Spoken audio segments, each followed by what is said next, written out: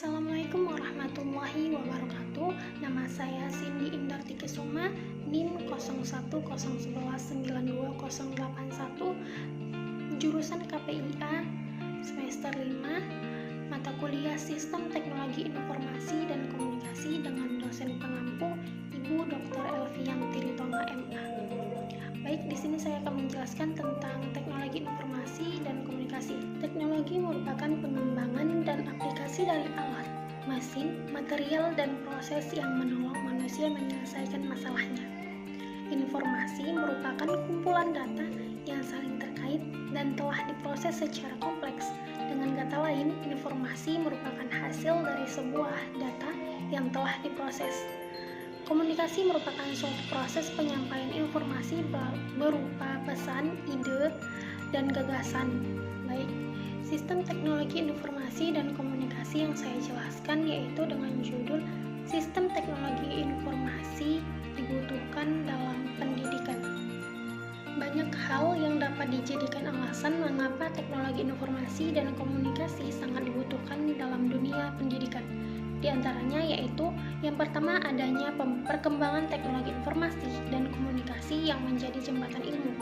Salah satu peran teknologi informasi komunikasi di era globalisasi ini adalah sebagai media informasi, misalnya internet. Peserta dapat mengeksplorasi informasi yang ada di seluruh dunia dengan lebih efisien dan efektif hanya dengan mengakses internet.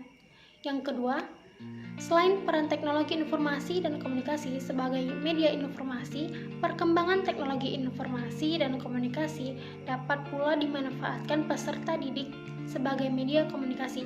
Misalnya, memanfaatkan jaringan internet untuk chattingan, mailing. Peserta didik dapat berkomunikasi dengan saling bertukar informasi tentang apa yang sedang dibahas.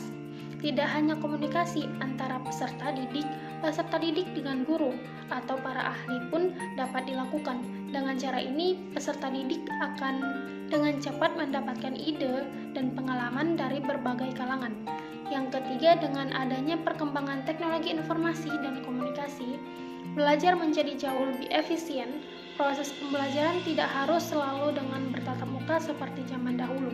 Kini proses pembelajaran dapat dilakukan memanfaatkan perkembangan teknologi informasi dan komunikasi yang ada, sehingga kita juga dapat efisien dalam menggunakan waktu. Untuk di Indonesia sendiri, disebabkan oleh kondisi geografis yang merupakan negara kepulauan, teknologi informasi dan komunikasi sangat mampu menjadi fasilitator utama untuk meratakan pendidikan di Indonesia.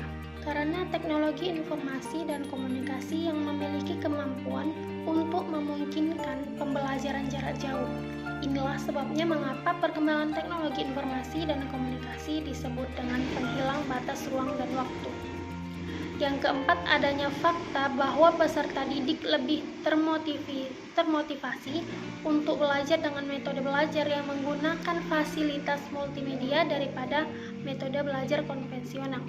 Yang kelima yaitu berkembangnya teknologi informasi dan komunikasi juga berperan dalam hal mengelola institusi pendidikan.